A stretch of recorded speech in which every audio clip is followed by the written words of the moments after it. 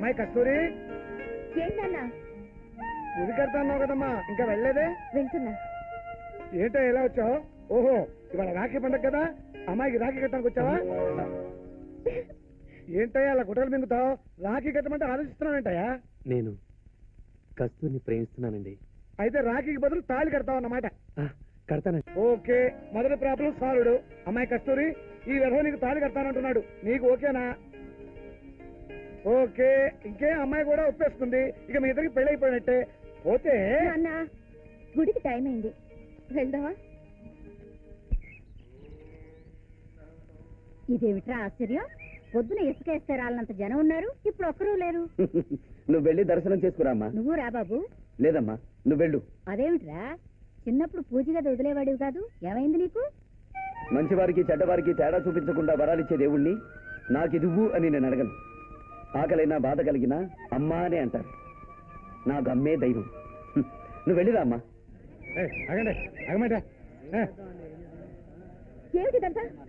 లోపల మా రాణా గారు ఉన్నారు. రాణానా? ఆయన ఏమన్నా ప్రైమ్ మినిస్టరా, ప్రెసిడెంట్ ఆఫ్ ఇండియానా? చూడమ్మా, నీకు తెలియదు అనుకుంటాను. అతను ఎక్కడుంటే అక్కడ కర్ఫ్యూ ఉన్నట్టే.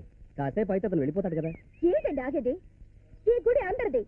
ఆస్ట్రేలియా ఒక మాఫియా లీడర్ కోసం మన అందరూ ఎందుకు ఇలా పడిగాపులు పడాలి? చెప్పండి, రండి అందరూ లోపలికి వెళ్దాం, రండి. పెద్దగా అరవకు తల్లి, ఆయన వింటే పగిలేది కొబ్బరికాయలు కాదు తలకాయలు. అది చూస్తాను. కస్తూరి ప్లీజ్, నీకు దండం పెడతాను, వెళ్ళొద్దు, అయిపో.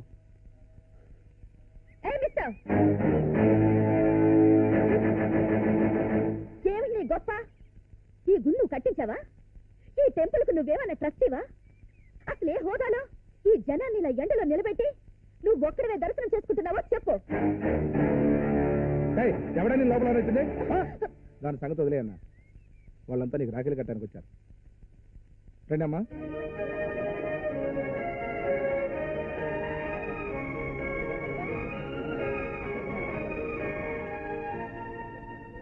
నేను చెప్తే విన్నావా? వెళ్దాం పద. వీడొక అన్న, వీడికి ఆడపడుచులు.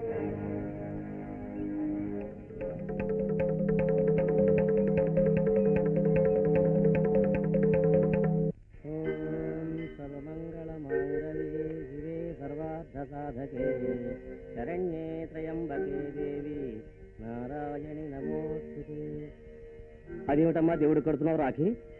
చిన్నప్పుడే మా అన్నయ్య నాకు దూరం అయ్యాడు. చనిపోయిన వాళ్ళు దేవుడి దగ్గరికి వెళతారంటారు. ఈ రాఖీ దేవుడికి కడితే మా అన్నయ్యకి కట్టినట్టే.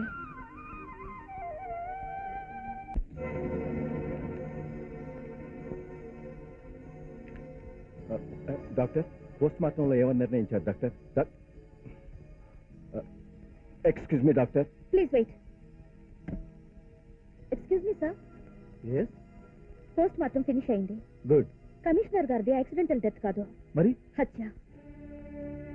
ఎవరు ఆయన్ని కత్తితో పొడిచి చంపేశారు. హలో, రాణా గారా? నమస్కారం సార్. పోస్ట్ మార్టం అయిపోయిందండి. అలాగే సార్. కొత్తగా చెప్తారేంటండి? మా రిపోర్ట్లో కమిషనర్ గారు లారీ కింద పడి చనిపోయాడని రాస్తాం. తప్పకుండా. ఆ లేడీ డాక్టరా? ఇక్కడే ఉంది సార్. అది నేను చూసుకుంటానండి. ఉంటానండి. డాక్టర్ కస్తూరి, ఎస్ సార్. విన్నావుగా, రిపోర్ట్ అలా రాసి తీసుకురా. సారీ సార్, నేను రిపోర్ట్ ఉన్నది ఉన్నట్టు రాస్తాను. అలా రాస్తే నువ్వు ఉండవు, నేనుండను. అసలు ఈ హాస్పిటల్ ఉండదు. ఒకప్పుడు ఇక్కడ హాస్పిటల్ ఉండేదని జనం చెప్పుకుంటారు. ఒక ప్రొఫెషనల్ మర్డర్ కి భయపడి హత్యని యాక్సిడెంట్ గా మార్చి రాయటం పాపం సార్. ఆ పాపం ఇచ్చేను. కస్తూరి, నువ్వు కొత్తగా జాబులో చేరావు. ఇలాంటివి చాలా సహజం. నా మాట విని రాయి. Sorry sir. రోగికి చికిత్స ఎంత అవసరమో దుర్మార్గుడికి శిక్ష కూడా అంతే అవసరం. రాణా పాపులారిటీ గురించి నీకు తెలియదమ్మా. సార్, జనం మనల్ని ప్రాణాలు పోసే దేవుళ్ళు అంటారు. ఆ పని మనం ఎలాగూ చేయలేకపోతున్నాం. కనీసం న్యాయానికి ఊపిరి పోసేనా మనుషులుగా మిగులుదాం. ఆఖరిసారిగా చెప్తున్నాను, నేను చెప్పినట్టు రిపోర్ట్ రాయి. సారీ. ఎక్కడికి? పోలీస్ స్టేషన్ కి. కస్తూరి, నువ్వు ప్రాణాల మీద తెచ్చుకుంటున్నావు. I will face it.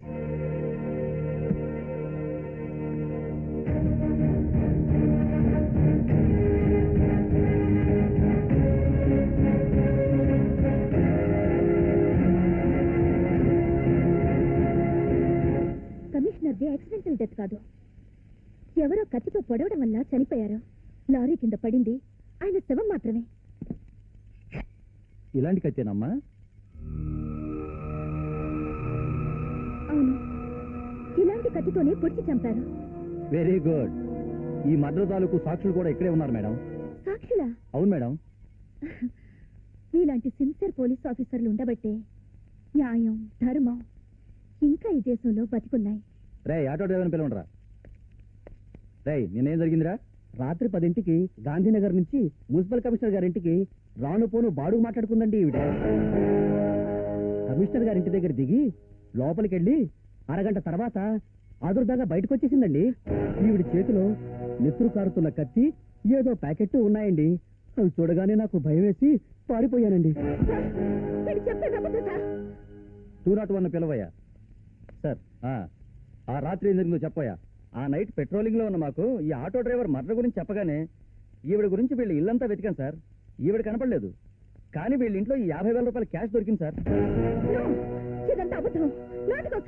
ఇదేమన్నా రవీంద్ర భారత్ అనుకున్నావా నాటకాలు ఆడడానికి? Police station. డాక్టర్ గారిని సెలవు పెట్టండి రా.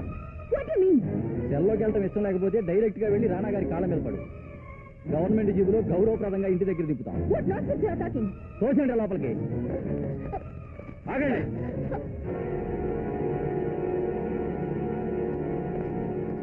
నమస్తే డాక్టర్.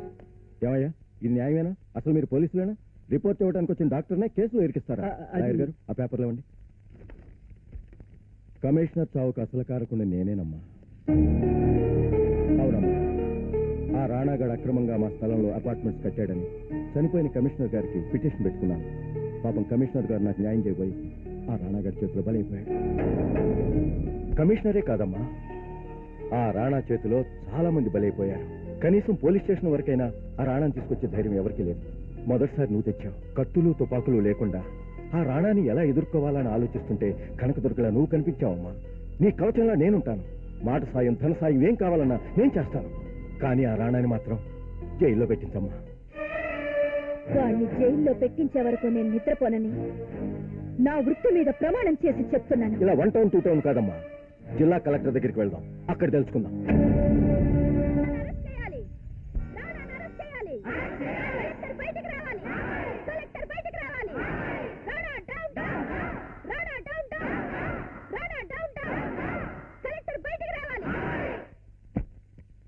ఏమిటి సార్ ఇది? పొద్దుటి నుంచి ఓ లేడీ డాక్టర్ ఎండ్లో ధర్నా చేస్తుంటే ఎందుకు చేస్తున్నామని ఒక్కరూ అడగలేదు. ఏం ఆఫీస్ ఇది? మా ఆఫీస్ ముందు ఇలాంటి ధర్నాలు రోజు చేస్తూనే ఉంటారండి. అవన్నీ పట్టించుకుంటే మేము ఇక్కడ ఆఫీస్ పని చేయలేము. ఇది నేల సమస్య, నీటి సమస్య కాదు సార్. ఒక గవర్నమెంట్ అధికారిని మున్సిపల్ కమిషనర్ ని మర్డర్ చేశారు. పోలీస్ స్టేషన్కి వెళ్ళి రిపోర్ట్ చేయండి, కోర్టులో న్యాయం చేస్తారు. పోలీసులు ఈ కేసు టేకప్ చేయట్లేదు సార్.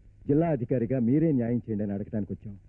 కమిషనర్ హత్య అని చెప్పడానికి మీ దగ్గర సాక్ష్యమైనా ఉందా? ఉంది సార్, మీరే వచ్చి ఎంక్వైరీ చేయండి. రేషన్ బియ్యం కిలో 2 రూపాయలకే.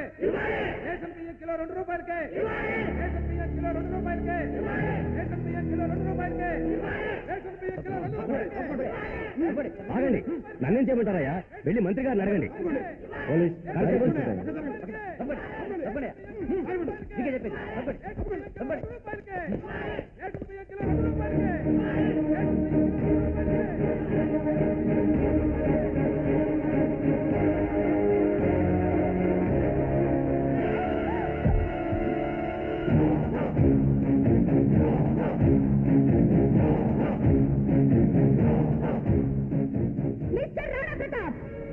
ఏయ్, 11వ అవతారమైన కల్కికి గజన్ సిస్టర్లా రెచ్చిపోతున్నావు. బతకాలని లేదా?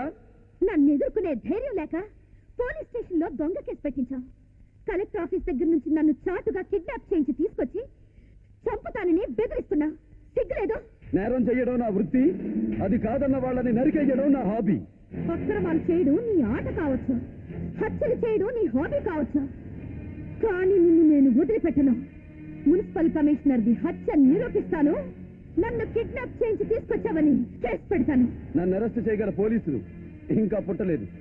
వాదించగల తెగింపు ఇంకా లాయర్స్ కి కలగలేదు. శిక్షించగల సాహసం న్యాయమూర్తులకు రాలేదు. నువ్వంతే, ఆఫ్టర్ ఆల్ ఓ డాక్టర్. డాక్టర్ నన్ను తేలిక తీసేయకు.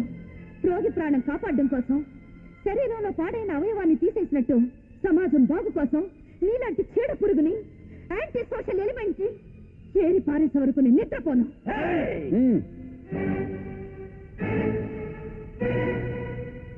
చూసావా, నేను గను సైగ చేస్తే చాలు చీర పీలిక ముక్క కూడా మిగలకుండా నిన్ను ముక్కలు ముక్కలుగా నరుకుతారు. ప్రాణాలతో తిరిగి వెడదలుచుకుంటే నా మీద పెట్టిన కేసు వెనక్కి తీసుకో. బహుమానంగా నీకు పట్టు చీరలు కొని పెడతాను, బీరువాలో నింపుకో, నగలు కొని పెడతాను, ఒంటి నిండా వేసుకో. ఎంత డబ్బు కావాలో అడుగు, ఇస్తాను. ఒకవేళ రూపాయి విలువ పడిపోయిందనుకుంటే డాలర్లు ఇస్తాను, పౌండ్లు ఇస్తాను. అడుగు, ఏం కావాలి? నువ్వు గూండాగిరి చేసి సంపాదించిన డబ్బుతో దేన్నైనా కొనగలననుకుంటున్నావేమో, నన్ను మాత్రం కొనలేవు. నిన్నేంటే నీ అమ్మ నీ అబ్బని కూడా కొంటాను. ఒప్పుకోకపోతే నువ్వు ఆడదానివనే విషయం మర్చిపోయి. ఆడ మగ మంచి చెడు తేడా తెలియాలంటే నువ్వు ముందు ఓ అమ్మా బాబుకి సక్రమంగా పుట్టిన వాడివై ఉండాలి. ఖచ్చితంగా నువ్వు ఏ కుప్ప తొట్లోనో విసిరి పారేయబడ్డా అనాథ బిడ్డవై ఉంటావు.